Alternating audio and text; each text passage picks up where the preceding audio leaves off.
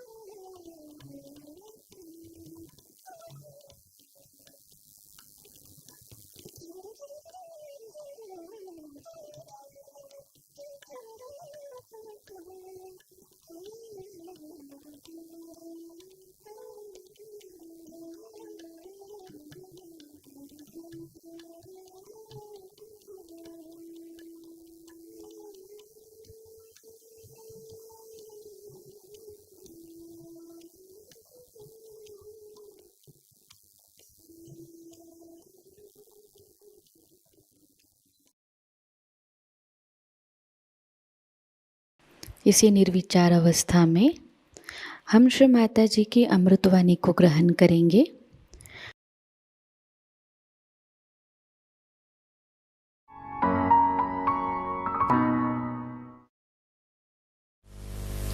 Today we are here to celebrate the resurrection of Christ. Resurrection of Christ has the greatest significance for all the Sahajogis. And we have to understand that He resurrected Himself so that we could resurrect ourselves. The message of His life is His resurrection and not His cross.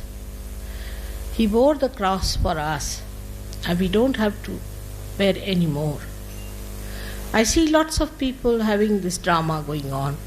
They are carrying the cross across to show as if we are going to do the job for Christ, as if he has left some work to be done by these people who play a drama. But all this drama is to deceive yourself and to deceive others. There's no sense in playing such useless things to show how Christ suffered. To make you weep and to make you cry, Christ did not suffer. He suffered that you should enjoy, that you should be happy, that you should lead a life of complete bliss and gratitude to the Almighty who has created you. He would never like you to be unhappy. Which father would like his son to be unhappy? So we have to understand that his message of his life, why he came on this earth, to do the greatest job is that of resurrection. If he had not resurrected himself, I could not have worked out Sahaja Yoga. So we have to be eternally thankful to his life and to him, that the way he did all these difficult tasks, taking upon himself, that we cannot do. We human beings cannot do it. It's only he being the divine, he being the Om, he being the Logos, he being the Brahma could do it. But now you all have ascended. I can see on your faces, Christ writ large on your faces. It's beautifully shining in your eyes and twinkling. He is there within us, in our hearts, in our eyes. And he has resurrected himself and he has resurrected you too. But now it is for you to resurrect other people. You can resurrect other people. This is the power, you have got it. Through him maybe, or through your Kundalini. But you have this power to resurrect other people. But first and foremost thing, you have to be strong like Christ. How he obeyed his mother and how he obeyed all the demands of his life. How he was committed and how he dedicated himself to this single task. He didn't bother as to develop his monetary side or to become some sort of a big officer or to become another great rider or a swimmer or climb on the Alps, some sort of a thing like that. He didn't try all these tricks and didn't try for hanker after all these things that sometimes make us quite mad. What he did was to establish his identity as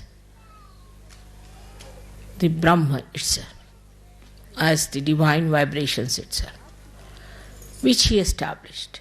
And what you have to do is to establish yourself as the resurrected people, as the realized souls, as the Sahaja Yogis. And this is going to be very easy. Now everything is made easy for you. Your realization, then your powers, everything has beautifully settled within you. It has worked out so beautifully, slowly and steadily. I don't think I have ever tried to force you to do something or have compelled you to do something. But through your own ascent you can see what's wrong with you or with the people about whom we are talking. And then you can also know through all these powers whatever is to be known. All that is unknown can be your own. Everything. But the attention should be towards your ascent, towards the state. Now ascent is not some sort of a physical process. It is not that you ascend some staircases. It is a state. It's a state of your personality. And there where I always say, excuse me, I think the sun is showing its results. See how the sun listens to me. Can you help me a little bit to take out? I think it's very hot. for me. I don't know what about you people. Just telling me off. Just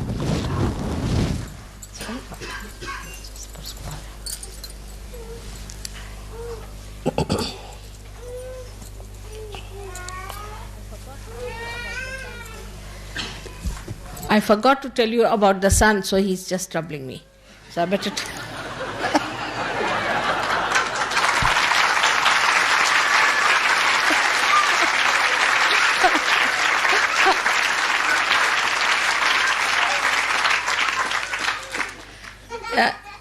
they have been telling for the last 1 year, you see, we've been thinking of coming here for this puja. And I was very anxious that we should have the Easter puja here. But the dates were not very suitable because those days the moon would be waning. So I thought, how will I do it without the moon? We have to have the moon there, it's important. So I thought we'll have it sometimes later. And suddenly it happened that I had to come here. Luckily, I was here. And then on the television for the last 1 week, they have been telling that it's going to rain heavily, it's going to be very clouded, and the temperature is going to be very bad, and it's going to be very, very heavy rains.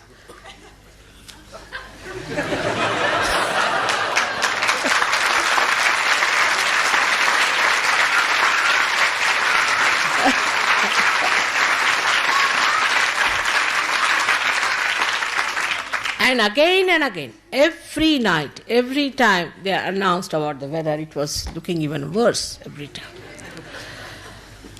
So I thought, now what to do?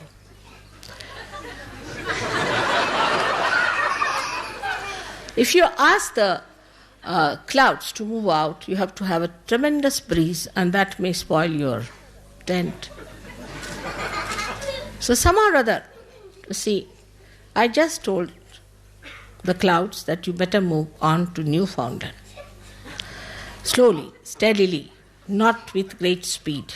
And they did it. And then the sun, which was very bright, came out. Early in the morning, I saw him. Red like my sari. So beautiful it was. We were all asleep, but I was awake very early. And I was watching the way it came up, just like my bindi, it came up. I saw it. I said, look at this sun. You see. How obedient, how dedicated, how beautiful. Whatever it is, today is Mother's Puja, you have to have proper light, you have to have proper temperature. So look at the sky, look at everything. And then gradually it became pink like your faces. It's beautiful. It became pink, beautifully pink, and then now it's shining. I'm sorry I should have given full tribute to the sun, the way he has acted. So that's why he's troubling me a little bit, just to remind me. So, as you know, the sun is this Agya Chakra. Christ resides in the sun. And in the body, in the being, he is the spirit. When he is the spirit, he is the moon. And when he acts on the Agya, he is the sun. Now, we have seen in his life that he was absolutely, spotlessly immaculate. He had no defects in him. He was a perfect personality. Then why did he want to resurrect? One can ask, what is in his time is the resurrection. His resurrection is like making the way through the Agya Chakra for all of you to pass through it. He was like the gate Or we should say he was the one who opened the gate for all of it. Because he was so perfect, he had no problems as we have of our chakras, our kundalini.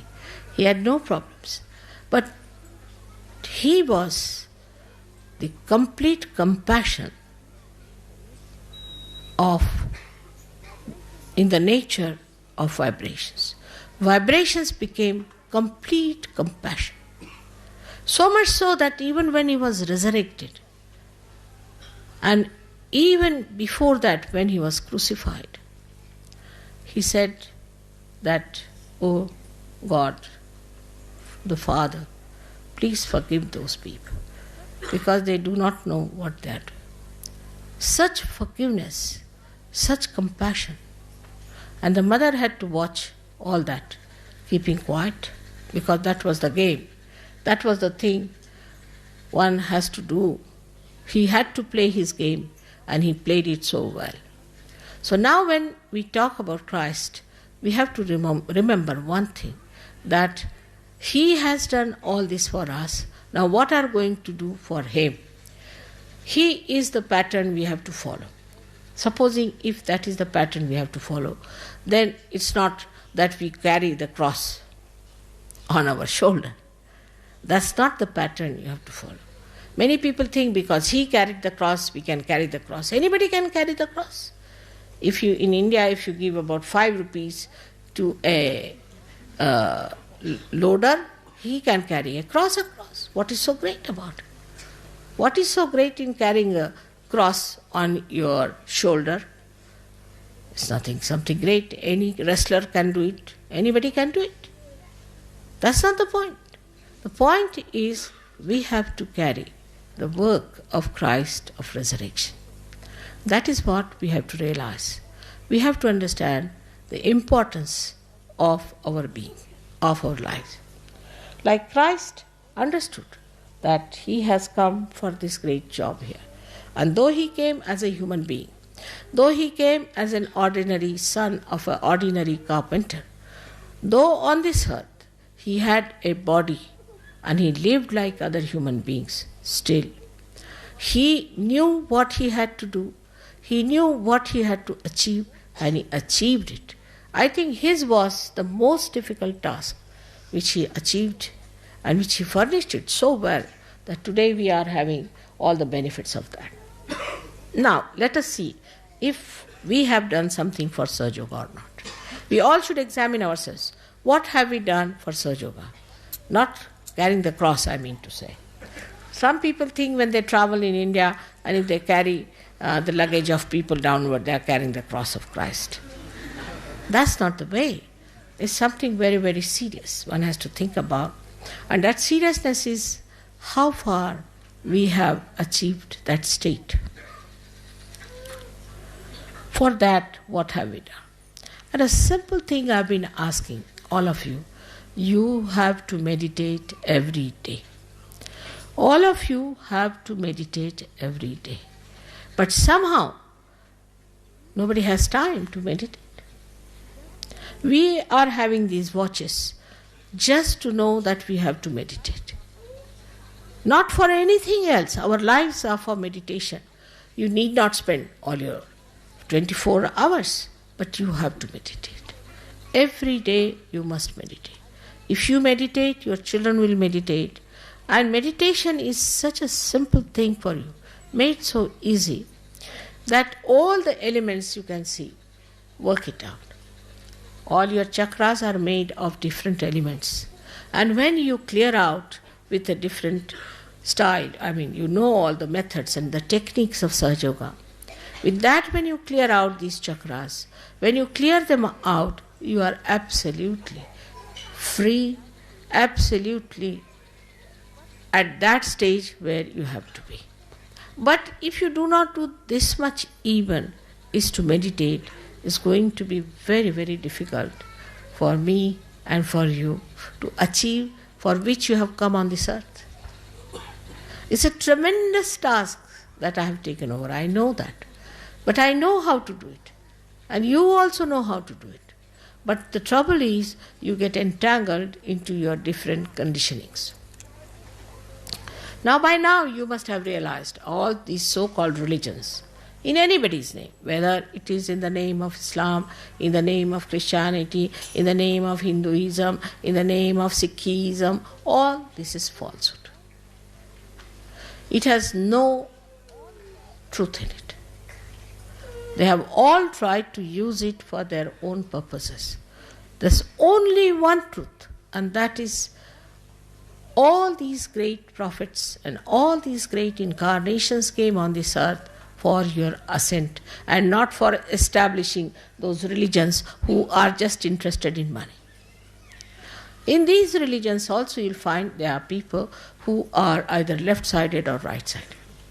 There are some religions which preach, oh, you should be very, very strict. You should not do this, you should not do that, you should not drink, you should not smoke.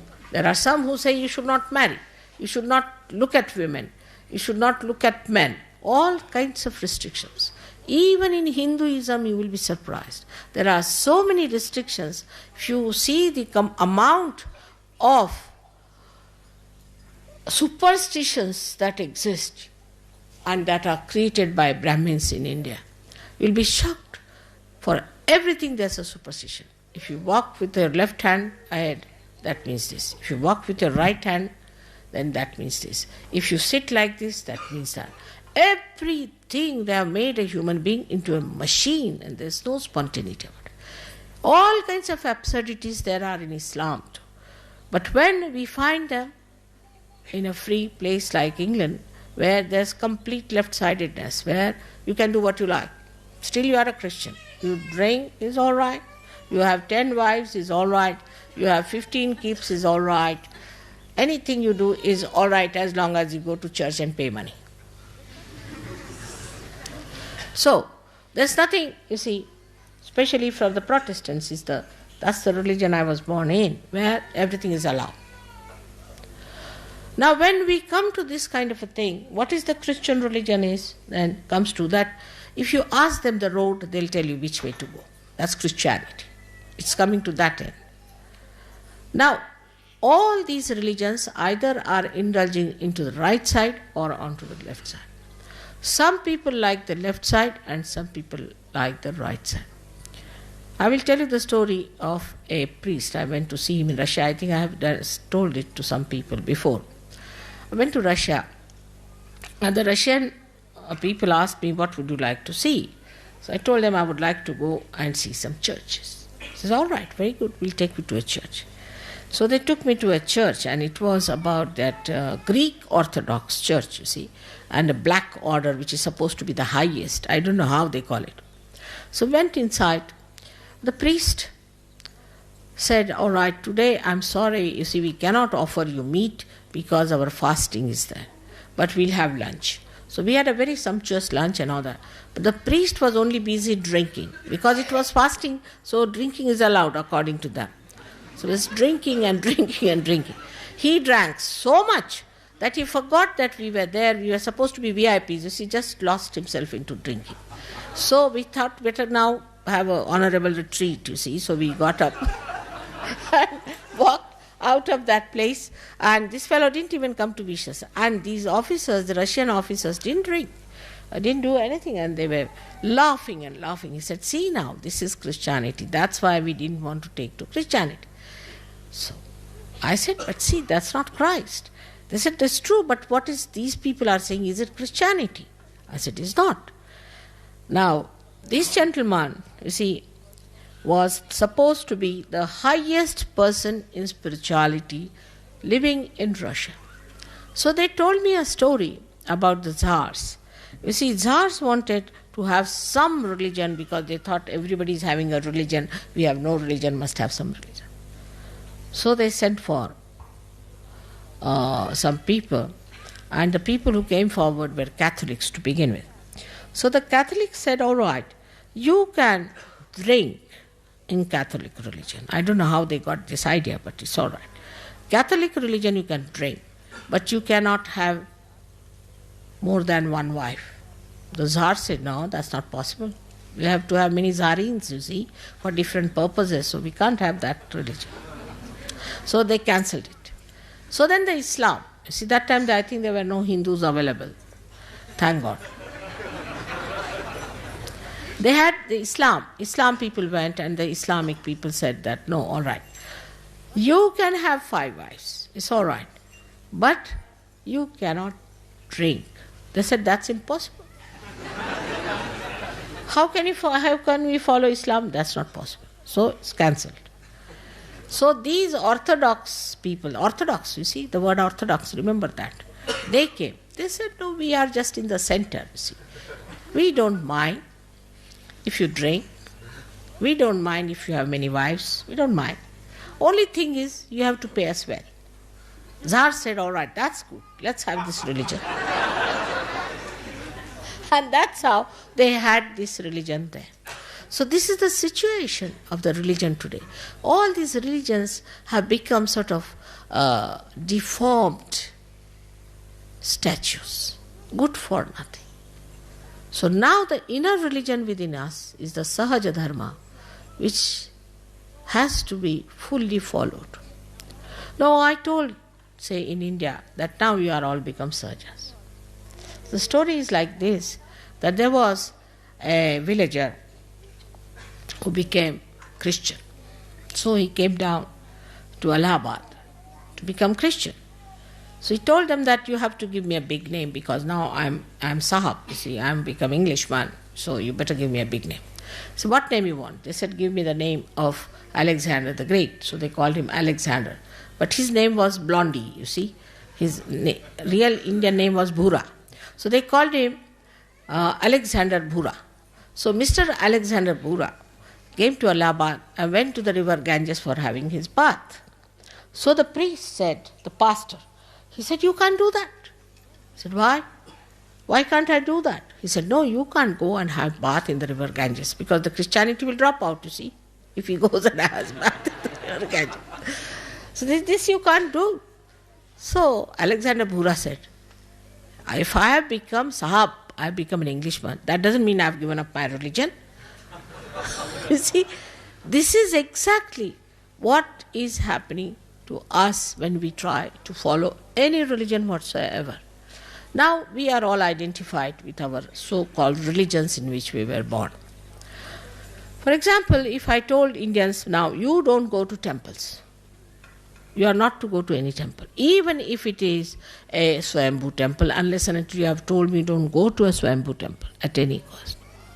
There are many churches also where there are very good statues, we can say, or have got something which are really Swayambhus. But there are very few. So you tell me and then go. But they won't listen to me. They won't listen. And when they go there, they catch on their agyas.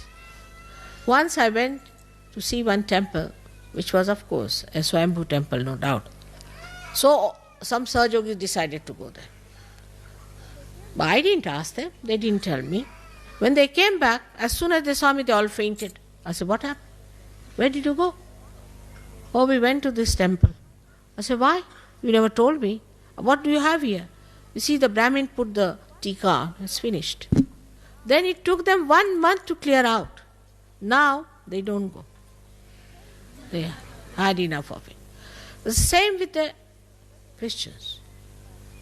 Now, the other day I heard about the Paris episode, where people wanted to have weddings in the church in Paris.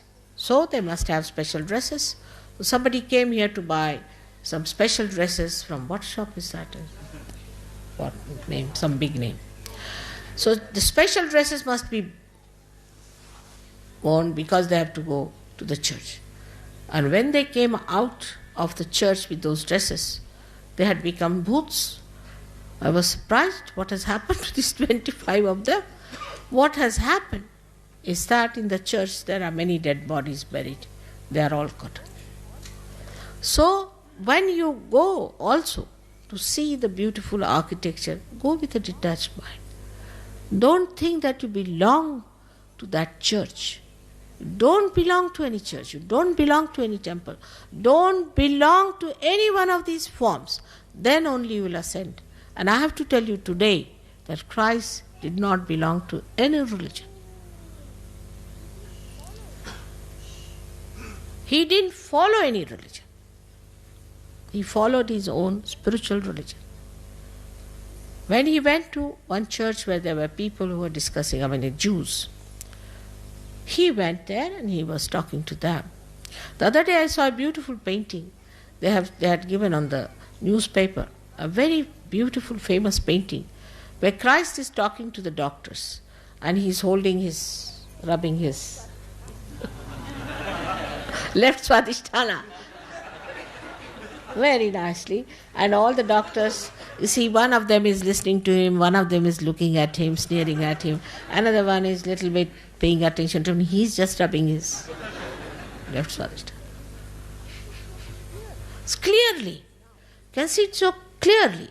And so now, with these new achievements, you must rise above all these things, and you must understand that we have to be very independently looking at ourselves. We are no more belonging to any religion. We belong to the religion of God, which is Sahaj. And Sahaj is the religion, it will spread only when you really become nothing but Sahaj. But that's something I don't understand. It doesn't work out. I met somebody from, I forget that, there was say called Ahmadi or something, who was supposed to be a incarnation or something. His disciples absolutely should say that they behave in such a manner that you can't believe it. How ardently they believe in this man. Whatever he says, whatever he does, how they believe in him, it's very surprising. You meet anyone who is following any guru, anyone, you'll be surprised the way they are fanatic about this fellow. They will not hear anything against, leave alone that. But if he says you stand on your head for the whole night, they will do it. I don't know what happens when it comes to falsehood. We try to follow it, and when we know the truth, this is the truth, then we take advantage and we try to compromise. We think the truth will not do anything about it. Not that truth will punish you. It will not, because you are realized source. It will not. It will not punish you up to a point. But remember that Ekadasha is absolutely working at the same time. If you do anything wrong, like these people went to the church, they were all caught. Now they may say that, Mother, why should we be caught? We are Sahajogis. Because you are vulnerable. You are vulnerable. Yet you have not reached that stage. If you reach that stage, then when you go there, all the church people will come out of the church and run away. They will start shaking before you. They will not know what has happened. I have seen when I enter into any church, all the candles start going chak, chak, chak, chak, chak, chak, chak. And people start wondering what has happened. Even when they are having a dinner or something and there is a candlelight dinner, I am surprised the way every candle starts flickering. And people start looking because the booths are sitting before them, you see. So the candles immediately show that these are the booths sitting here. With all this knowledge that you have, the light you have within yourself, by which you are enlightened, still if you are going to these left and right sided things, is very, very dangerous. We see that also today. I must tell you about the part that is politics. In politics also these people have developed two types of theories. One is left-sided, one right-sided. The left-sided theories are democratic, where you can indulge into anything you like. It's an individual that is important. The individual indulges into everything, and you should not stop him from doing whatever he likes. He's an individual. So he has a right to cut his nose, he has a right to cut his eyes, to do what he likes. An individual is allowed to do what he likes to do, and then what happens? That we find this democracy becomes a demonocracy. Everybody is a demon. Everybody is busy cutting throats, cutting all the bases and the roots of life, because everybody is Brahma, becomes a great personality, because individual is so great and the collective is lost, completely lost. But on the other side, where it is more discipline, more aggressiveness, more controls and everything, is the right side, which we can call as communism, where people are controlled all the time. Now why? Because for the collective the individual must sacrifice. In that case the individuals become weak. And if the individuals are weak, then the collective cannot be strong. It cannot be strong. Individuals have to be strong. For example, you'll see that the people who come from communist countries, they drink more than people who can drink here. Or those who come, say, from Islamic countries where they don't touch anything, can drink more than even Sardarjis. So you can imagine what is the situation of human beings is, that out of fear, if you try to control him, he goes to the right side. But he is in no way perfected. He is not transformed. He doesn't accept the situation. He doesn't become that.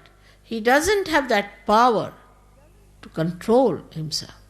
He doesn't get over his sinning aptitudes. He's still there. As soon as he gets a chance, he falls into it. So that fails. So the individuals are weak in that case. And where there is complete abandonment, do what you like, live the way you like, indulgences, all kinds of things. So you find, every day you see and you say, oh God, this is a decadent society, this is happening. Decadence is because an individual whom you have given all these powers has no power to bear them. An individual cannot bear money. He cannot bear power of any kind. He cannot bear love. He cannot bear kindness. He cannot understand peace because he is still an individual. But when an individual becomes the collective, this is the ascent through the central path. When he becomes the collective, in his strength, he strengthens the collective. And also the collective looks after, protects and guides the individual. This is what Sahaja Yoga is. So the politics of Sahaja Yoga is that you have to become the collective personality. And there where we feel that still we are something great, we are different, we are Indians or we are from England or from France, still if you are identified, then you are not collective. In collective sense, we are all one, part and parcel of one being.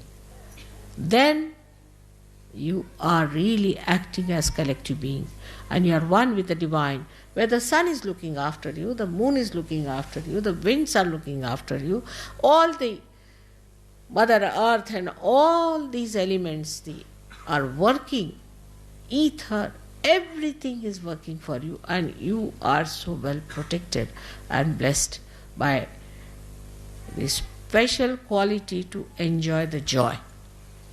Then you really become sensitive to that joy. When you are one with the whole. Like if supposing this finger or this finger is not one with the whole, is numbed out. As it happens in leprosy, what happens? That this finger becomes numbed out. Even if a rat eats it off, we don't know. Because there is no connection, no nerves acting, it's insensitive. In the same way, if you are not collective and not bothered about collective, you are going to be dropped out. You are not going to be there to enjoy the beauties of your own glory and that of the collective. So one has to understand that we have to be strong ourselves, we have to ascend, and we have to be collective. It's very easy to find out faults with others. Very easy to find faults with the leaders. Very easy to find faults also with Sahaja Yoga, sometimes with me. Better find faults with yourself. The rest I'll look after. First you just find faults with yourself and try to understand others and love others and enjoy the company of others. This once you decide that we have to enjoy, I tell you, it's so spontaneous. Just this decision, this faith within you that I'm going to enjoy now my spirit. I'm going to enjoy the collective within me, that's the spirit. Just this decision itself will give you the power to enjoy. But decision should be firm.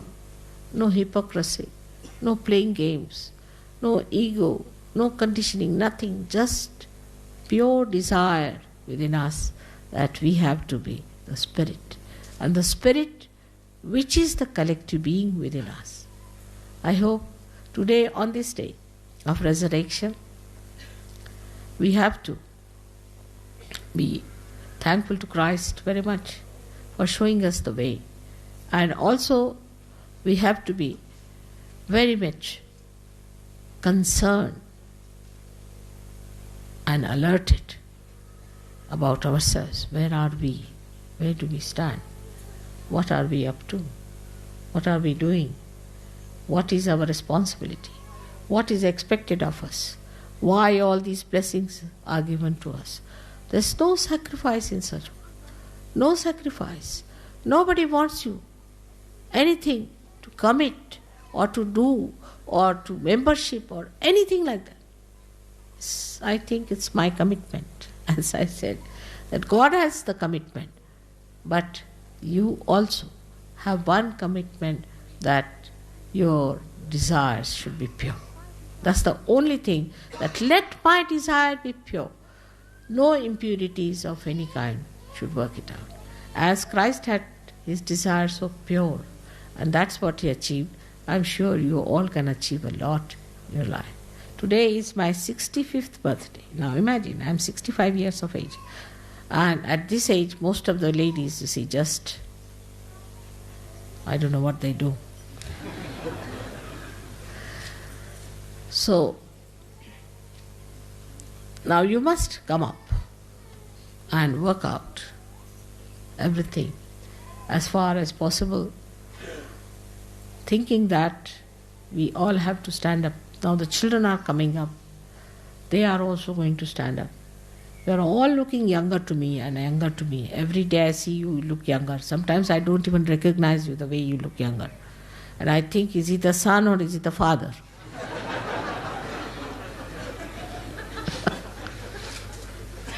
Now, the situation is such that you are all blessed. You've got jobs, you've got everything. And everybody tells me whether this is what has happened, that has happened, everything. Now, so what? These are temptations, be careful. This is not what you wanted. What you wanted is the state of that complete faith within yourself, where you don't have to ask nothing. Everything will work out. Everything will work. It works. That's the point is. So I hope next time when we meet, I'll see even younger people than what I see today. And I'll be able to recognize you. Christ died at a very, very young age. Very young age. It's very young, I must say. But how much he has done for humanity. Nobody could have achieved that much in that small age as he has done. It's remarkable. It's really remarkable. That's what I expect you to follow his footsteps in doing remarkable things. And let me see all of you, every one of you, have to do something great. And today is the day of certain promises. May God bless you for that. And I thank you very much for this birthday of mine.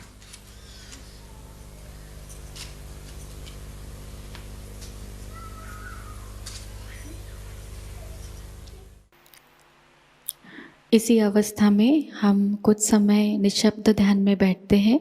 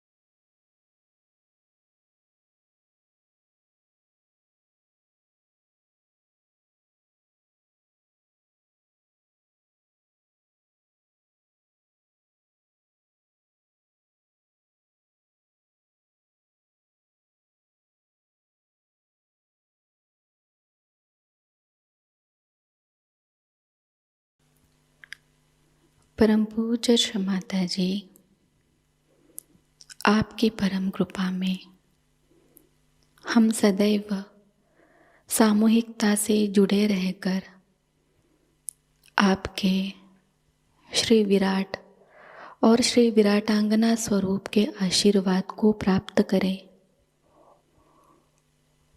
हम सदैव निरानंद अवस्था को प्राप्त करें।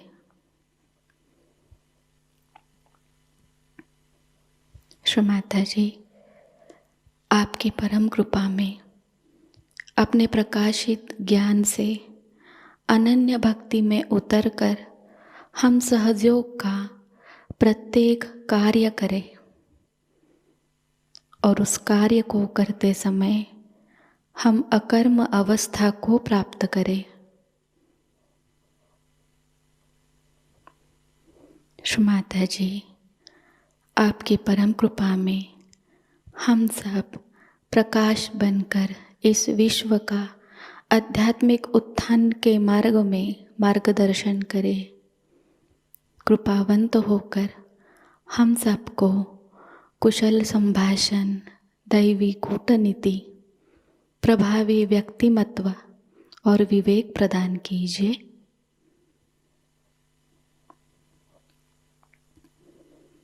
श्री माता जी, आज का यह सामूहिक ध्यान हम आपके श्री चरणों पर समर्पित करते हैं।